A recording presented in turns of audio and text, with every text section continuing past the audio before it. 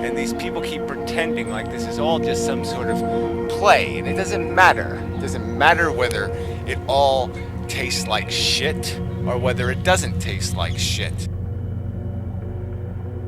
You know, without God, the fact is we're stuck with unintelligent design, all right? There's no creative purpose, no agenda. I describe it as gladiator wars. 4 billion years of little DNA molecules fighting with each other. The swords come out, the big sharp teeth, the Tyrannosaurus Rex. The whole thing is basically a slaughterhouse. All that matters is the quality of your experience. We're talking about gambling with other people's welfare. That's the whole point here, is that you're not taking account or responsibility for what it means to gamble.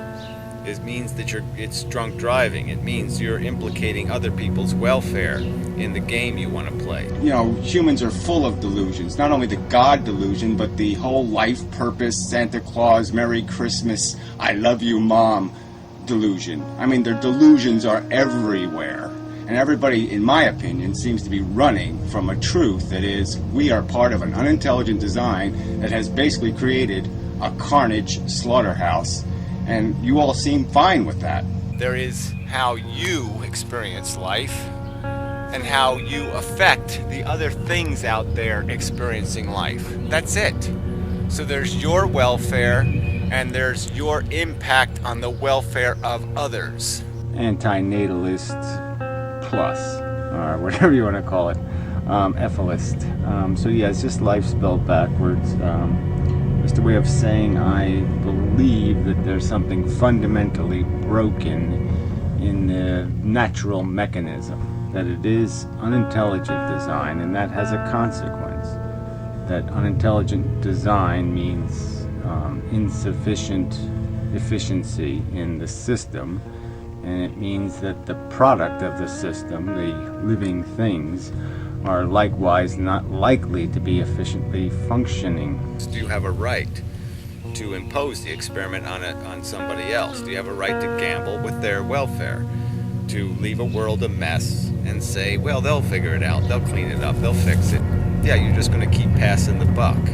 And that's bullshit on its face. It isn't a world of sufficient quality. And depending on which one you do, is going to define whether you're a son of a bitch or whether you're a great human being.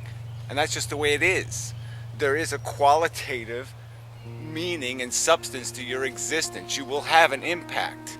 It's almost irresponsible to have children. Is that an accurate...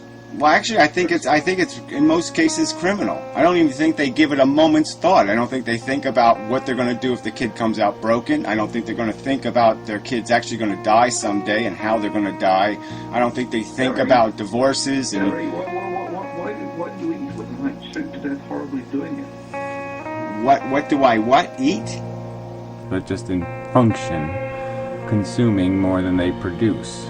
That they have nothing they can produce. So I've used terms like zero-sum game to describe life, because you're basically just stealing energy perpetually to replicate a molecule. And then overall, it's just 4 billion years of molecular modification.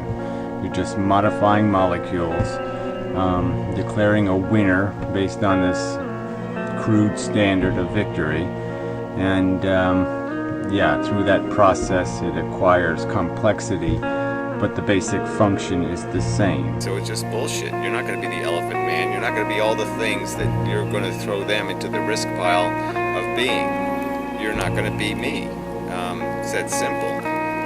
You're not going to have to live with the Poeskian little neurology that's going on inside of my head. And so you have no right to take that authority and say, I'm going to impose it, until you create your fail-safe. I mean, there was a while, I had a neighbor who was an alcoholic, and part of me was always saying, well, what am I doing? I mean, here I am helping him, but in the reality, I could be putting people's lives at risk, and they could be killed by this fucker, or crippled, or maimed, or, you know, have horrible things happen to them. Very unpleasant things happen because of, you know, he was a dangerous person in his mental condition. Well, what I'm doing is arguing for a minimization of the suffering. I value suffering. I say conscious animals, any sentient experience suffering has value. Make the bed before you force somebody to sleep in it. It's not that complicated. So yeah, fix that piece of policy first. Get an international right to die in place, and then start making your argument about how you're not imposing a severe enough risk for anybody to have an objection or to claim objection. Because I'm objecting to you taking the authority to say you have a right to impose life on me. Yeah, but that's the reality of our lives. We have an impact, and you have to account for that impact. And so when all these people talk so casually about this life thing, like, yeah, oh yeah, you just pop out a few babies, you throw them into the world, and let whatever happens to them, happens to them. I mean, it's just bullshit. No, you've got to take responsibility for it, you stupid son of a bitch. The function is survival by any mechanism, any means possible. Whatever can happen, can happen.